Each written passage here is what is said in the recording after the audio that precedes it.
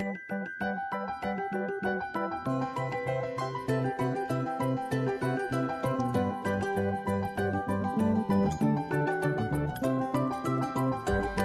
guys, this is Lisa with Geek Girl Finds, here with some breaking news and some information that could possibly help you. I know in today's crazy news cycle, just something new every second, a lot of times important stories get kind of buried and out of view. And a lot of times these are stories that could really affect you and your loved ones. Because, as like one of my previous videos I've made, I've run into a lot of scams. Recently, I subscribed to the FTC, the Federal Trade Commission here in the United States.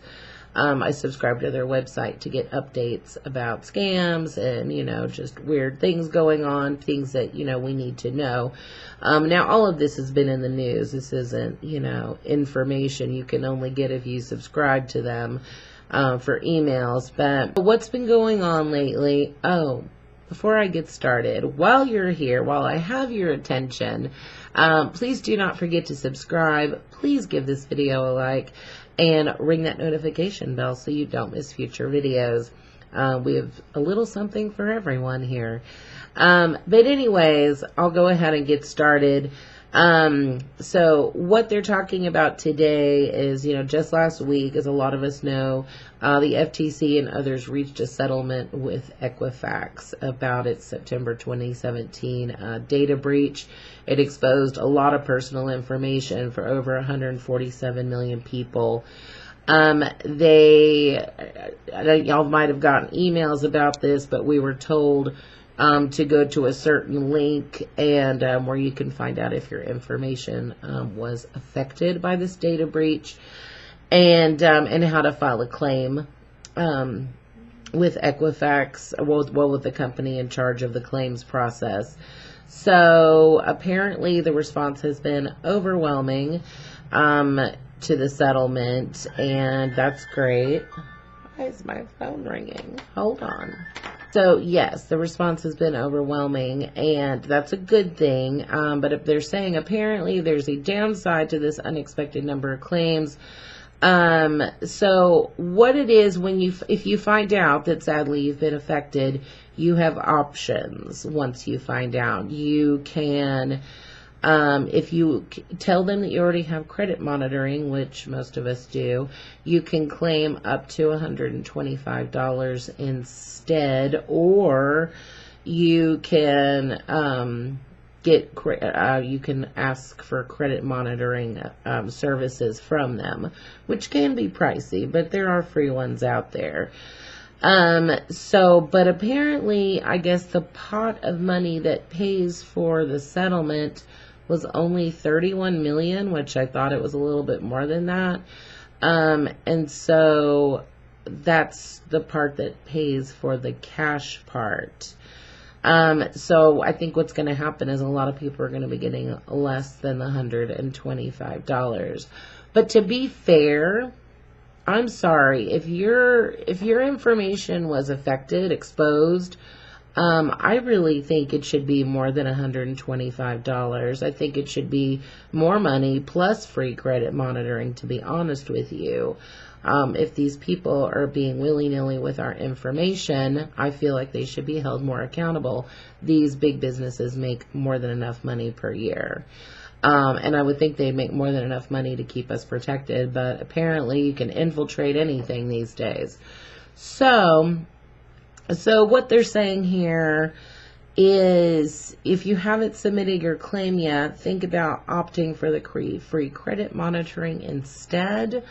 They're saying here that the credit monitoring is worth a lot more, and the market value would be hundreds of dollars a year. So I guess if you really wanted to stick it to them, possibly that's the way to go, is pick that option. And I guess what the service that they provide, it monitors your credit report at all 3 nationwide credit reporting agencies. But anyways, It's saying here, like me, for those who have already submitted claims for this cash payment, look for an email from the settlement administrator. I guess they'll ask you for the name of the credit monitoring service you already have. But anyways, so now something else that came up today was shocker. The vultures are out in force. There are already out there fake settlement websites set up, and just another way for them to get your information. So be very careful. Do not respond to phone calls going, oh, we'll help you with your settlement, or emails of any kind requesting information. Anything that seems odd, this is something you have to go out and do yourself. These companies aren't going to hunt you down. So anyways, I will leave the legitimate link to that in the description box below. So there's that. They say too, another thing to remember, you will never have to pay to file a claim for these benefits. Anyone who calls and tries to get you to file a claim is most certainly a scammer. So that goes along with what I was saying. So I'll leave information for that down below. Jason and I, we opted for the 125 because we already have a credit monitoring service. Maybe it would have been better to do the other option. I don't know, but whatever, it is what it is. We'll probably be lucky to get $1.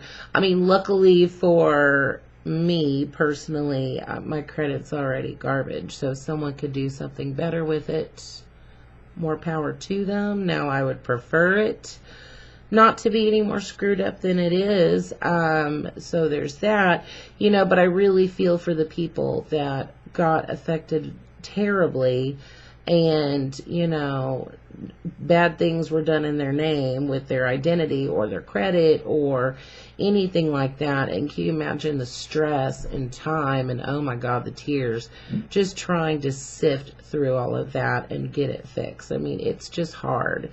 So $125 for people in that situation, I think that's just a slap in the face, but that's me.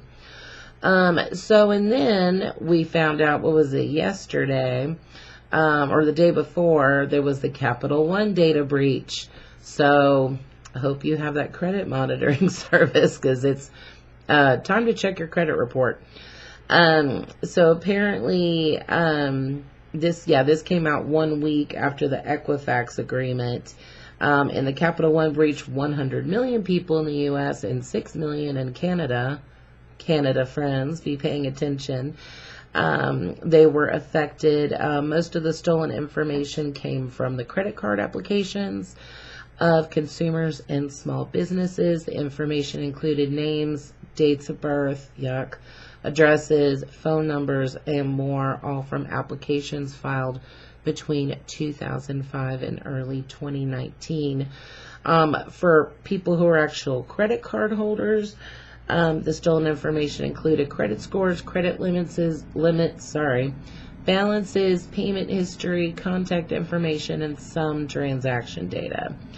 The hacker also stole about 140,000 social security numbers, good God, and 80,000 linked bank accounts, good times. Bank account numbers of secured credit card holders, as well as the social insurance numbers of about 1 million Canadians. So they, I guess, posted some information about the breach. Says it will notify people that are affected and offer them free credit monitoring and identity protection services. But like they're saying here on the FTC, whether or not you were affected, this is just a reminder to please keep an eye on your credit. And I'll link some information down below, and I'll try to find some decent credit monitoring services that you can look into if you're not already doing that yourself. I know, like, there's an app Jason uses to monitor his. But yeah, so anyways, there's ways to keep a track of that. And if you feel like your credit card information, or not credit card information, but social and other important information, there are ways to put a freeze on your credit. So, if you know you're not going to be requesting any lines of credit, or, applying for a mortgage for a house or anything, just put a freeze on it and no one can get through that, supposedly. So, but anyways, these are just some things I wanted to share with you guys that it is good news to know, and it is always good to be armed with information so you can protect yourself and your family. So if you have any questions, put them in the message thingy below. I'm running out of words. And as always, thanks for watching, and I'll see you guys on the next video. Bye.